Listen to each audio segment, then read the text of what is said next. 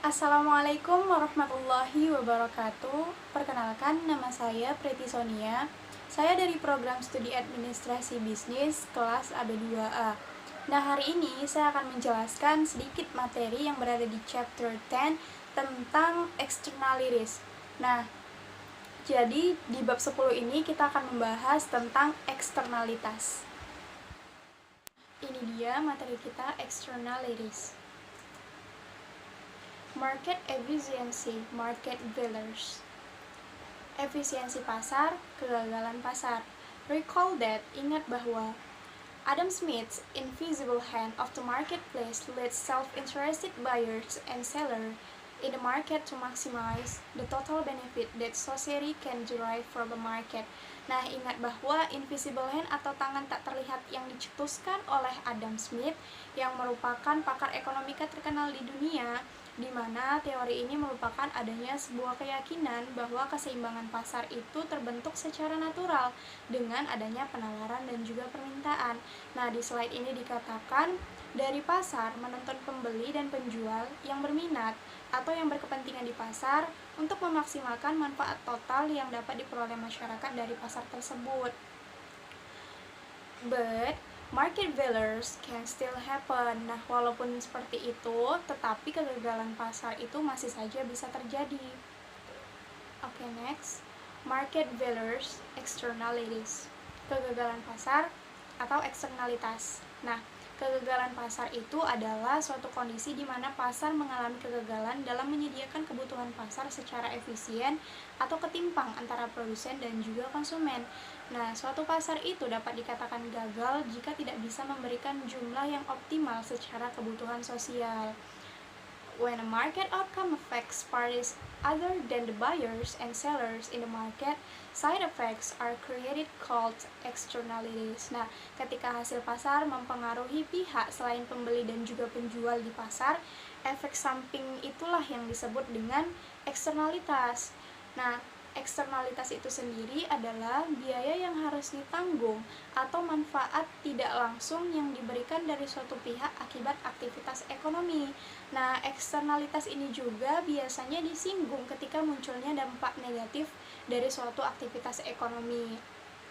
And externalities cause markets to be inefficient and this fail to maximize total surplus. Nah, eksternalitas itu menyebabkan pasar tidak efisien sehingga gagal memaksimalkan surplus total. Nah, surplus total itu adalah nilai total yang diberikan pembeli atas suatu barang atau jasa. Oke, next. An externality arises. Nah, eksternalitas itu muncul ketika seseorang terlibat dalam kegiatan yang mempengaruhi kesejahteraan dari pengamat secara individu, namun tidak membayar atau menerima kompensasi apapun untuk dampaknya. Nah, eksternalitas ini pada dasarnya timbul akibat aktivitas manusia yang tidak mengikuti prinsip-prinsip ekonomi yang berwawasan lingkungan. Oke, next. When the impact on the bystander it at first, the externality is called a negative externality. Nah, ketika dampak pada pengamat merugikan, eksternal tersebut itu disebut eksternal negatif. Nah, eksternal negatif sendiri adalah aktivitas ekonomi yang menyebabkan dampak negatif pada pihak ketiga. Nah, dampak ini muncul saat tahap produksi, distribusi, ataupun konsumsi dari suatu produk. Nah, rata-rata eksternalitas negatif itu berhubungan dengan dampak lingkungan dari kegiatan ekonomi, contohnya seperti polusi, kerusakan ekosistem, dan nanti akan kita jelaskan di contoh eksternalitas negatif di slide selanjutnya. And when the impact on the bystander is beneficial, the externality is called a positive externality. Nah, ketika dampak pada pengamat itu bermanfaat, eksternalitas tersebut adalah eksternalitas positif. Nah, eksternalitas positif sendiri adalah aktivitas ekonomi yang menyebabkan dampak positif pada pihak ketiga. Sama seperti eksternalitas negatif tadi, dampak ini juga muncul saat tahap produksi, distribusi, atau konsumsi dari suatu produk. Oke, next.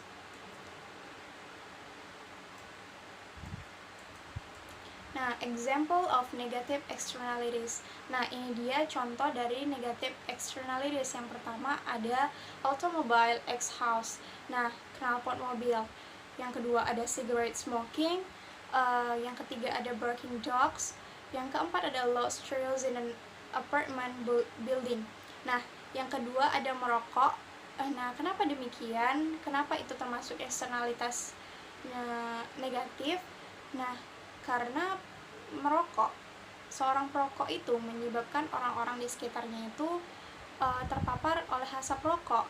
Nah, itulah yang dikatakan dengan eksternalitas negatif. Nah, saya kasih contoh lagi, contoh yang mungkin lebih gampang untuk diilustrasikan. Pada perusahaan listrik yang membangun pembangkit listriknya itu dekat dengan pemukiman penduduk. Nah, biaya yang harus ditanggung oleh perusahaan listrik tersebut hanya meliputi biaya operasional dan pembeli bahan bakar pembangkit. Namun, penduduk yang tinggal di sekitar pembangkit listrik mengalami penyakit pernapasan. Dikarenakan apa? Dikarenakan polusi yang disebabkan oleh pembangkit tersebut. Nah, dalam hal ini perusahaan listrik itu tidak peduli, tidak ada urusan, tidak mengurusi mereka. Karena apa? Karena mereka bukan bagian dari perusahaan tersebut, walaupun mereka terkena dampak dari aktivitas perusahaan tersebut. Nah, eksternalitas itu merupakan dampak yang tidak dapat dipilih ataupun ditolak oleh pihak ketiga karena terjadinya di luar kontrol pihak tersebut. Oleh karena itu, banyak anggapan bahwa eksternalitas itu menyebabkan kerugian atau eksternalitas itu bersifat merugikan, seperti itu. Oke, kita next. Example of positive externalities. Nah, ada 3 contoh di sini: imunisasi, immunization, restore historic building, research into new technologies. Nah, yang pertama ada imunisasi, yang kedua ada bangunan bersejarah yang telah dipugar, yang ketiga ada penelitian baru tentang teknologi baru. Nah, saya jelaskan satu contoh imunisasi. Kenapa imunisasi itu termasuk dalam contoh positif, externality positif? Nah, karena imunisasi itu menurunkan kemungkinan orang-orang di lingkungan itu terpapar oleh penyakit. Sama halnya seperti COVID-19 ini. Kita itu harus divaksin untuk apa? Untuk menurunkan kemungkinan orang-orang yang lain itu tersebar oleh penyakit yang mungkin kita tuh derita gitu. Itulah kenapa dikatakan sebagai eksternalitas positif, seperti itu. Oke, next. The market for aluminium. Nah, pasar aluminium. Next, the market for aluminium and welfare economic. Nah, pasar aluminium dan kesejahteraan pasar. Quantity produced and consumed in the market equilibrium is efficient in the sense that it maximizes the sum of producer and consumer surplus. Nah, kuantitas yang dihasilkan dan dikonsumsi dalam keseimbangan pasar efisien dalam artian memaksimalkan jumlah produsen dan surplus konsumen. Next, if the aluminium factories emit pollution or a negative externality, then the cost to society of producing aluminium is larger than the cost to aluminium producer. Nah, jika pabrik aluminium memancarkan polusi atau bisa disebut eksternalitas negatif, maka biaya untuk masyarakat memproduksi aluminium itu akan lebih besar daripada biaya untuk produsen aluminium, seperti itu. Next,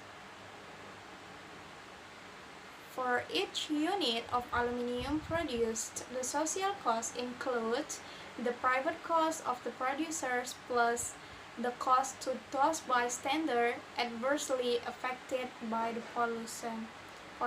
Nah, untuk setiap unit aluminium yang diproduksi, biaya sosial itu adalah biaya yang berhubungan dengan akuntansi sosial yang meliputi biaya lingkungan, karyawan, produk, dan juga biaya komunitas. Nah, untuk setiap aluminium yang diproduksi, biaya sosial termasuk biaya pribadi produsen ditambah biaya kepada mereka persepsi pengamat yang terkena dampak buruk oleh polusi tersebut. Nah, next.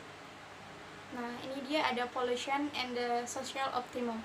Polusi dan optimum sosial. Next, negative externalities in production.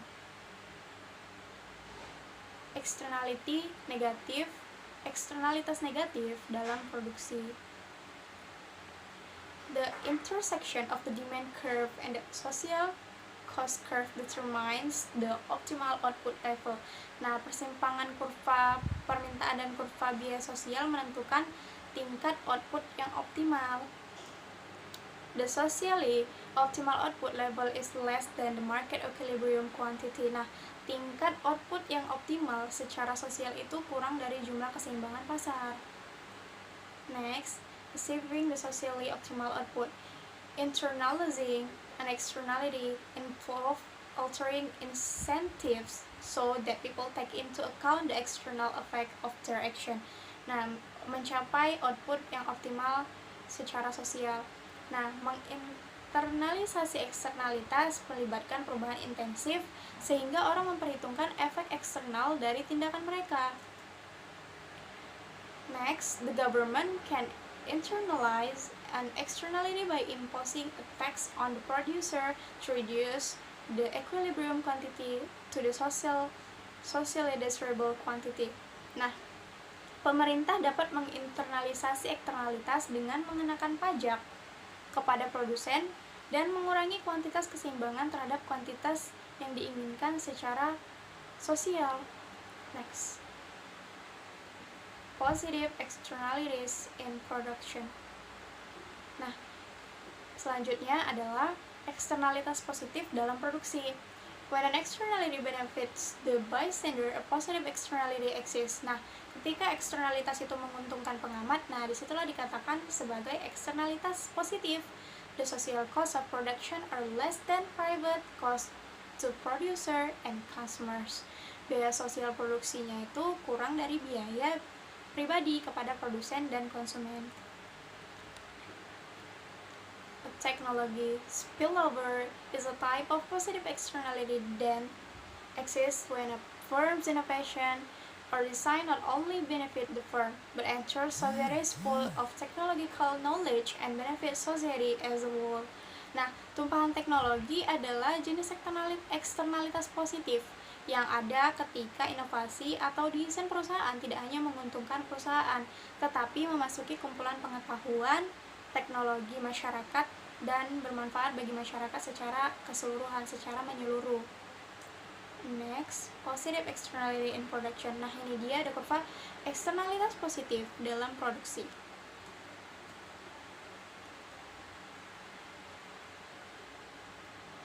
Next, the intersection of the demand curve and the social cost curve determines the optimal output level. Nah, persimpangan kurva permintaan dan kurva biaya sosial tadi menentukan tingkat output yang optimal. Yang pertama, the optimal output level is more than the equilibrium quantity.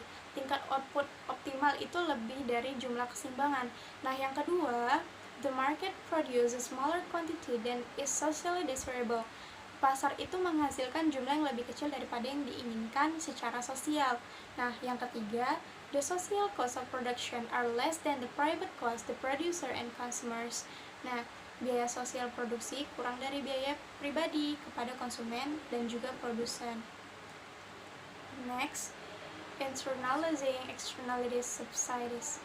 Nah, menginternalisasi eksternalitas atau subsidi.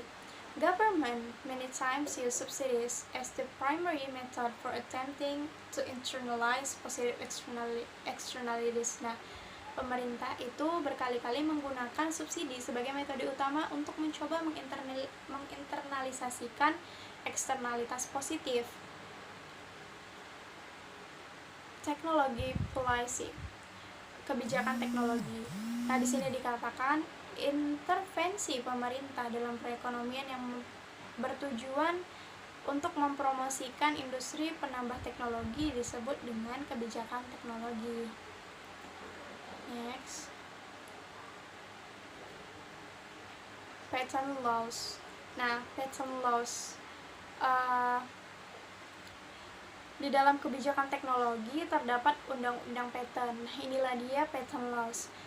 Undang-undang patent itu adalah bentuk kebijakan teknologi yang memberi individu atau perusahaan dengan perlindungan paten properti tepat di atas penemunya. Nah, the patent is then said to internalize the externality. Nah, paten tersebut kemudian dikatakan dapat internalisasi eksternalitas. Next, internalizing production externality, menginternalisasikan eksternalitas produksi. Taxes are the primary tools used to internalize negative externalities. Nah, pajak adalah alat utama yang digunakan untuk menginternalisasi eksternalitas negatif. Nah, yang poin kedua dikatakan subsidi adalah alat utama yang digunakan untuk menginternalisasikan eksternalitas positif. Nah, jadi di sini terdapat 2 poin. Yang pertama, untuk menginternalisasikan eksternalitas negatif itu kita butuh pajak. Pajak adalah alat utamanya. Nah, yang kedua dikatakan untuk menginternalisasikan eksternalitas positif kita membutuhkan subsidi, karena subsidi adalah alat utama yang digunakan untuk hal tersebut. Next. Nah, di sini ada kurva consumption externalities, eksternalitas konsumsi. Nah, yang bagian A ini adalah negative consumption externality, eksternalitas konsumsi negatif. Nah, yang B ini adalah eksternalitas konsumsi positif.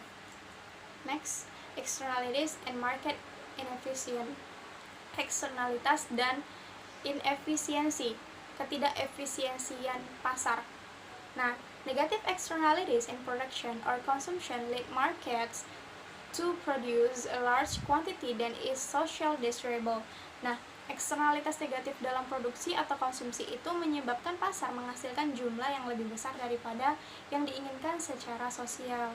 Next. Nah, sedangkan positif eksternalitas positif dalam produksi atau konsumsi memimpin pasar untuk menghasilkan jumlah yang lebih besar daripada yang diinginkan secara sosial. Next, private solution to externalities. Nah, solusi pribadi untuk eksternalitas. Nah, di sini dikatakan government action isn't always needed to solve the problem of externalities. Nah, tindakan pemerintah itu nggak selalu diperlukan untuk menyelesaikan masalah dari eksternalitas. Nah, next, types of private solution to externalities. Nah, di sini ada jenis solusi pribadi untuk eksternalitas. Yang pertama, ada moral code and social sanction, kode moral atau sanksi sosial. Yang kedua, ada charitable organization. Nah, yang kedua itu adalah organisasi amal. Yang ketiga, integrating different types of business. Nah, yang ketiga itu ada mengintegrasikan berbagai jenis bisnis. Nah, yang keempat, contracting between parties. Nah, yang keempat itu adalah kontrak antar pihak. Next, the cost term. Teorema cost. Nah, the cost term state that if private parties can bargain without cost over allocation of research, then the private market will always solve the problem of externalities on its own and allocate research efficiently. Nah, teorem cost itu adalah menyatakan bahwa jika pihak swasta dapat menawar tanpa biaya atas alokasi sumber daya, maka pasar swasta akan selalu menyelesaikan masalah eksternalitas sendiri dan mengalokasikan sumber daya secara efisien. Next, transaction cost, biaya transaksi. Nah, biaya transaksi adalah biaya yang dikenakan pihak dalam proses menyetujui dan juga mengikuti melalui tawar-menawar. Next, why private solution don't always work? Nah, di sini timbul pertanyaan, mengapa solusi pribadi itu tidak selalu berfungsi?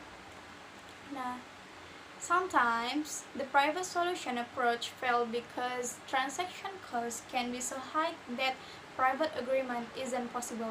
Nah, di sini dikatakan terkadang pendekatan solusi pribadi itu gagal karena apa? Karena biaya transaksi bisa sangat tinggi sehingga perjanjian pribadi tidak memungkinkan. Next, public policy toward externalities. Nah, kebijakan publik terhadap eksternalitas. When externalities are significant and private solutions aren't found, government may attempt to solve the problem first. Nah, ketika eksternalitas itu signifikan dan solusi swasta tidak ditemukan, disinilah peran pemerintah dapat berupaya menyelesaikan masalah melalui yang pertama, command and control policies. Nah, yang pertama itu melalui kebijakan pemerintah dan juga kontrol. Nah, yang kedua, market-based policies. Nah, yang kedua itu kebijakan berbasis pasar. Okay, next kita masuk yang pertama tadi, command and control policies. Yang pertama, kebijakan pemerintah dan juga kontrol.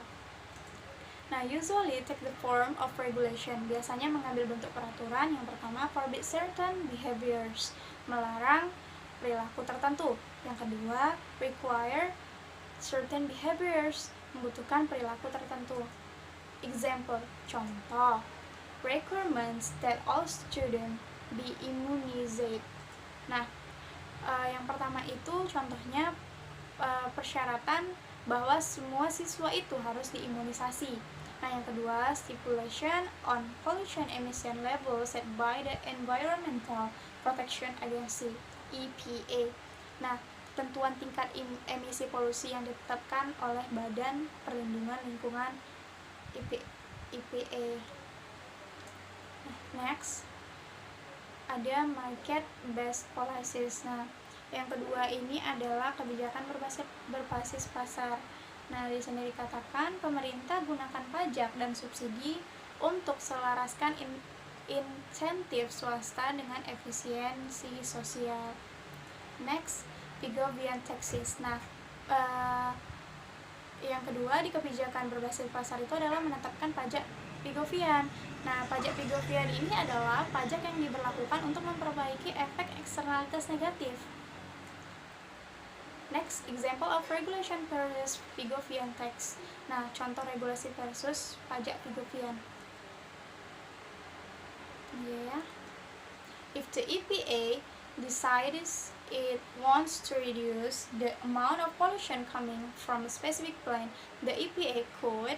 Nah, jika EPA itu memutuskan ingin mengurangi jumlah polusi yang berasal dari pabrik tertentu, EPA bisa tell the firm to reduce its pollution by a specific amount.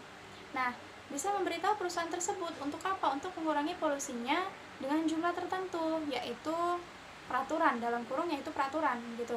Nah, next, levy a tax of given amount for each unit of pollution the firm emits. Nah, bisa juga memungut pajak sebesar jumlah tertentu untuk setiap unit polusi yang dikeluarkan dari perusahaan tertentu. Nah, itulah yang disebut dengan pajak dari Pigovian tadi, pajak Pigovian. Next, tradable pollution permits allow the voluntary transfer of the right to pollute from one burn to another. Nah, izin polusi yang dapat dilalui memungkinkan transfer sukarela hak untuk mencemari dari satu perusahaan ke perusahaan lain. A market for these permits will eventually develop. Nah, pasar untuk izin ini pada akhirnya akan berkembang. Next, di sini dikatakan juga perusahaan yang dapat mengurangi polusi dengan biaya rendah mungkin lebih suka menjual izinnya ke perusahaan yang dapat mengurangi polusi hanya dengan biaya tinggi. The equivalence of Pigovian taxes and pollution permits. Next, kesetaraan pajak Pigovian dan juga izin polusi. Nah, yang bagian A ini ada pajak Pigovian dan ini ada izin polusi. Seperti itu. Oke, mungkin hanya itu materi yang dapat saya jelaskan. Semoga bermanfaat untuk saya tentunya dan juga untuk kita semua. Dan saya mohon maaf bila terdapat salah kata dan juga salah tingkah laku. Kepada Allah saya mohon ampun. Saya tutup. Wabillahi taufiq wal hidayah. Wassalamualaikum warahmatullahi wabarakatuh.